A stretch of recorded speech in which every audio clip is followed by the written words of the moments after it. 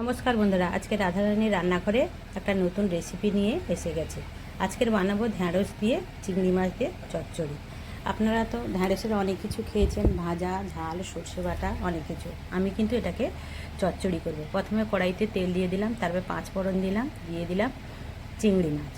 ওকে ভালো করে ভাজা হয়ে গেলে ওর মধ্যে আমি দিয়ে দেবো কেটে রাখা আলু আর ঢ্যাঁড়স আর একটু বেগুন।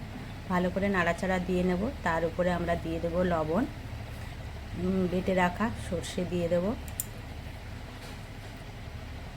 আর একটু গুঁড়ো মশলা দেব, হলুদ গুঁড়ো, লঙ্কা গুঁড়ো দিয়ে ভালো করে নাড়িয়ে নেব।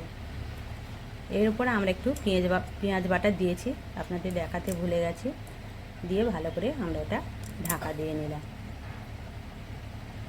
দেখুন এইবার কি সুন্দর আমাদের ঢ্যাঁড়সের চচ্চড়ি হয়েছে। আপনারা এই চচ্চড়িটা গ্রাম বাংলার মানুষরা খেতে খুবই পছন্দ করে। আপনাদের ভালো লাগলে লাইক, শেয়ার, কমেন্ট